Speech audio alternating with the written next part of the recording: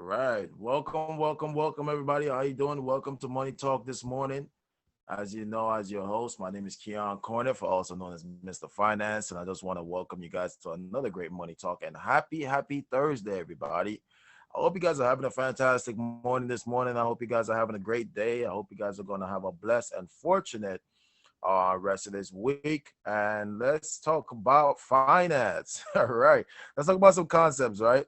Today we're going to talk about budgeting and we're going to talk about knowing what you need when it comes to the 10-20 formula, right? So, two of the easiest things about these two formulas that I'm going to cover today, it is important to go hand in hand, right? Because remember, we always talk about know the why and the how will come, right? The why and the how will come. So one of the things that, that we got to really look at, we got to look at two things. We got to know why and how. So let's talk about the why first. Well, the why is how can we understand the 10-20 formula? Why must you know about the 10-20 formula? Well, the 10-20 formula is really important to help you because if you knew, let's say that you didn't know the dime method, right? We talked about that yesterday. If you never knew the dime method, right? And you never learned what is your FIN number, right? Your final income number. You didn't know the dime method, you didn't know the FIN number. Here's an easier way to help you to figure out those two things. It's called the 10-20 formula, right? Because if you never know about dime, that's at least 10 times your income. If you never learned about the FIN number, that's at least 20 times your income, right? So at least you kind of know why, right? Now, what is the why behind the 10 and the 20? That's what I'm going to break down to you today.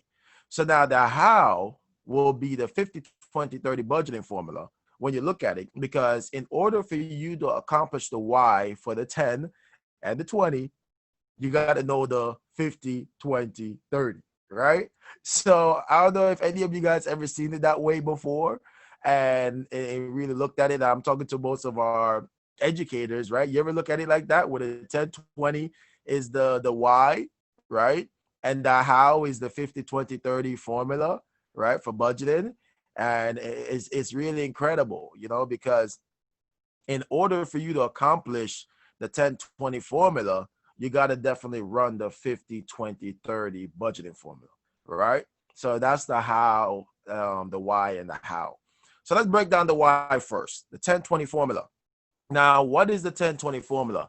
Now, the 10-20 formula is to help you to know what you need, okay? You got to know what you need and why you need it. So in order for you to know what you need, let's talk about the 10 first. What does the 10 represent? Now, the 10 represent the amount of coverage that you would need to have in place as far as life insurance. You need to know how much you need to have in place, okay? That's what that represents, the amount of coverage that is needed. So let me break it down some more. Let's say that you make $50,000 a year, right? They say that you need to have at least 10 times your annual income in insurance protection for you and your family. Why? Because they're saying that if something happens to you, at least 10 times your income will be here for your surviving spouse or kids or both, right? So that's why they say you got to have 10 times your annual income in protection need, so that way your family will have your income. It's almost like a way to replace your income and have it in life insurance if God forbid something was to happen to you, right? So that's what the 10 represent, the amount of coverage you need to have in place. That's why I said if you never learned the dime method, which will help you to know how much insurance you need, then they're saying at least 10 times your annual income, bare minimum, right? Bare minimum. Now, the next thing that we got to look at, they say that the 20 represent the amount that you need to have saved up in order for your retirement. So you need to have 20 times your annual income saved up by the time you retire, right? 20 times. So once again, if you make $50,000 a year, they're saying that you need to have 20 times that 50,000, which is $1 million. You'd have to have saved up by whatever time you want to retire for, right? But then again, this number was determined based upon retiring at age 65, right? This number was determined based upon retiring at age 65 because they said that the average life expectancy for someone is up to age 85 years old. So from 65 to 85, that's 20 years. So that's the amount of years that you will need at least this income coming in for the next 20 years after 65. So once again, if you never learned your fin number, which is your final income number, they're saying that you should have at least a bare minimum of 20 times your annual income saved up, based upon the fact that the average person retires 65 and the average person live up to age 85. Now, the problem is, what if you live too long, right? What if you live too long? And the question is, what if you want to retire earlier than 65?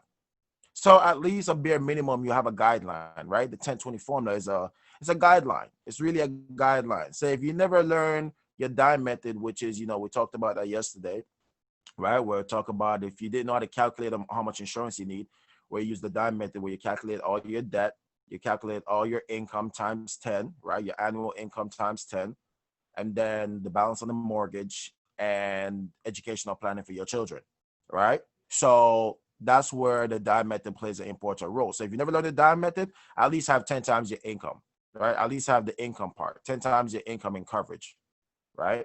Then they say if you didn't learn your fin number, which is your final income number for your retirement, where you learn how much you need at the retirement age, but mostly how to save to get to it. If no one ever taught you that, they're saying, hey, bare minimum, have a goal to have at least 20 times your annual income saved up, right? So that's where they break it down for you, right? So that way you have a better understanding with the 10-20 formula. So the 10-20 formula is a very easy way to kind of give you an idea. Hey, I need 10 times the annual income in protection for me and my family as far as insurance go, and I need at least 20 times my annual income in order to retire comfortably, right? So that's what the 10-20 formula really breaks that down, and it gives you an easier understanding. Now, in order for you to reach your goals, right? A goal like to have the proper protection and have something towards your retirement, this goal requires a plan, right? This goal requires a plan.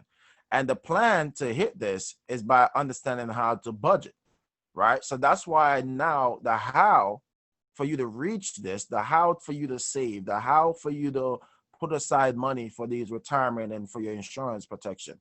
How are you going to do it? You got to do it if you understand how to live on a budget, right?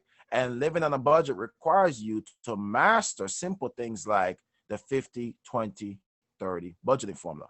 So let me break down what is that budgeting formula. Now, this budgeting formula requires you to learn two things. You must know what is your total monthly bills amount. You got to know what is your total monthly bills amount, all right? You got to know what is my total amount of bills. And the second thing you got to know is what is my net pay, right? What is my net pay? You got to know what is your total monthly bills amount and what is your net pay. Once you know these two things, right, then you're pretty much halfway there with the budgeting formula already. So now that you discover these two things, let's use an example. Let's say that your net pay is $3,000, right? Let's say that your net pay is $3,000. Now, also, let's use an example that you have a monthly bill of $2,400, right? Let's think about the fact that, let's say that your monthly bills is $2,400, right? So you may look at this and say, okay, how do I budget this? How do I budget this? What do I save? How do I know how much I can save from that? So now you just take the formula. Now, here's the rules. When you're doing this budgeting formula, I want you to draw 4 boxes, right? I want you to draw 4 boxes. And once you draw these 4 boxes, right, literally, like draw 4 boxes, and then you're going to have each box going to have its own rules and what is it that you're supposed to do. So the first box at your top left, you're going to write in there, it's called the rules box, right? And let's talk about the rules. The rules to the budgeting formula is that 50% of your money should go towards the bills, right? 20% of your money should go towards saving, and 30% of your money should go towards spending, right? This is how the rule says, because they said that the average person should spend about 30%, right? Or the average person spend about 30% of their income. And they said that the average person should save 20% of their income. And they say that the average person, should at least put 50% of their money towards their bills, right? But most of us, when we look at the math, most of us, 50% of our income cannot cover all our bills, right? So how we get, this is why we got to live on a budget. So now, since we've discovered the rules box, here's another rule you got to know. You got to know what is the formula to use, right? To budget. And the formula that you use to budget, you're always going to take your net pay and then you times it by whatever percentage of either the bills, the savings, and the spending. And then that will equal the money for each one that you have for each box. All right. So that's the rules box. Now let's move on to the top right box. This is the bills box, right? We know our bills amount is $2,400 in this example. So our goal is to find enough money to pay the bills, right? Your bills could be your rent, your mortgage, your car note, your food, right? Your life insurance, right? All these different things, bills, right? We got bills. So now, when you put that over there, because these are things that you need, your bills or your needs box, okay? That's the bills box. That's your need. You need these things. So now you're going to do the formula. So if we make $3,000, right, as a net pay in this example, you're going to take that 3,000 times it by 0.50, which represent how much should go towards the bills. That equals $1,500. So right there and then in this example, you realize that, man, my $3,000, half of my 3,000 does not pay my monthly bill of $2,400. That's where 95% of Americans are. So don't feel bad if you see that, yeah, hey, my 50% doesn't pay all my bills. Great.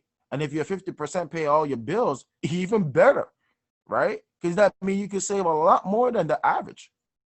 But if you can't, then hey, at least you know that you're just part of the 95% of the population. That doesn't make you less than, okay? That doesn't make you less than.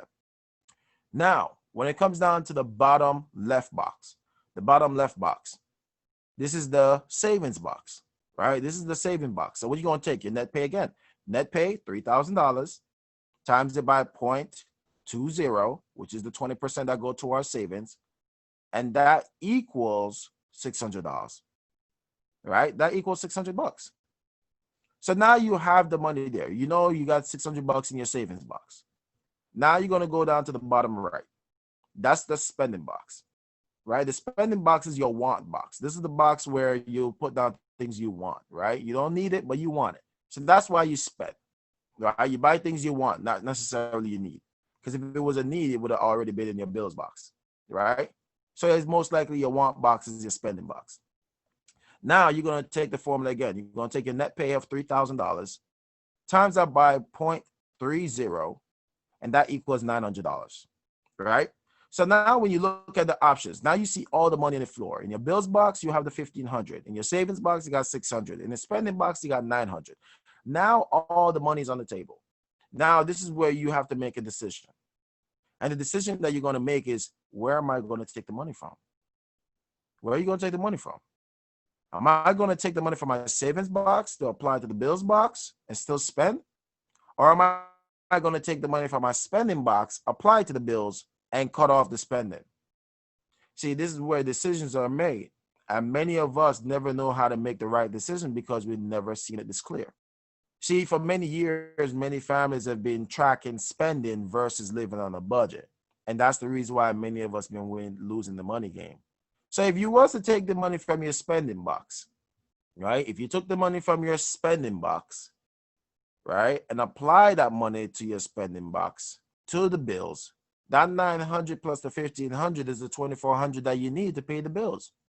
So right there, you say, okay, I can't spend, and I paid my bills, right? I can't spend, and I applied it to my bills. So now the bills is paid, right? Your $2,400 bills is paid.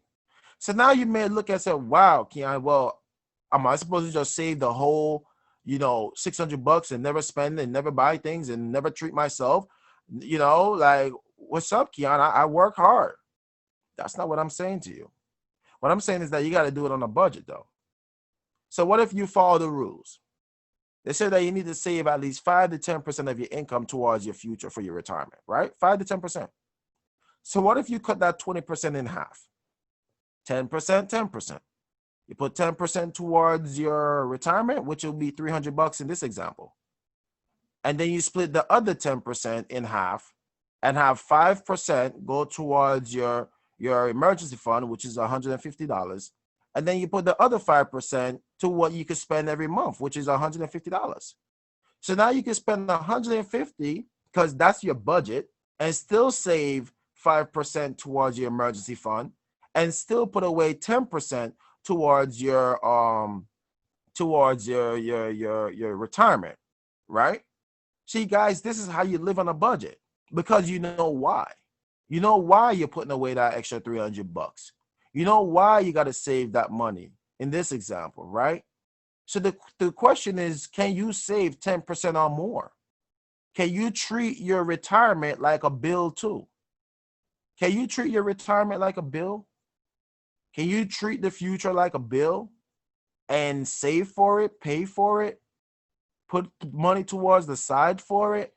Can you live on a budget? Do you know what is your budget? Right? And these are the things that helps families to truly understand the why and the how. That's the reason for all these years we've been telling families about know the why and the how will come. So what is the why again? The why is for you to truly understand the 10-20 formula, right? 10 times your income need to be in place for life insurance protection for you and your family. 20% is 20 times your annual income is what you will need for your retirement, right? And when it comes to the how is for you to learn how to budget. You got to live on a budget, which is where you master that 50-20-30 budgeting formula. This is how powerful this thing is. So I hope you guys got a lot of clarity this morning. I hope it makes sense. I hope it gives you a lot more understanding now of how simple, clear, fast, and doable this whole thing really is. And I hope you see that finance is really not that complicated. It's really simple. That's why I would tell you, keep coming to Money Talk so that way you can continue to learn. And at this moment, you can continue to earn. So just some quick announcements before I open up the call. Just so you know, tomorrow I'll be sharing, 4 steps. I'm actually going to give you guys a lot of insight tomorrow about some things that's going on out there in the industry. And I got a special training for you guys tomorrow. Also, remember, our financial literacy classes, we have these things going on all the time, but are you open to learning more? That's the real question. Are you open to learning more? 4 steps to, our financial freedom. We have these 4 steps to financial freedom classes every Monday, Wednesday, Friday, Sunday at 10 a.m., 12 p.m., and 6 p.m. Eastern time. All right. So you guys can always join in us. And you could call in. You could also call in. Just call 646-568-7788 and enter our meeting ID, which is 739-226-2726. Or if you want to join in on our Zoom, just enter the password, capital B, lowercase SHYNAZ, BShynaz, and you have accessibility to these classes. All right. They are 100% free.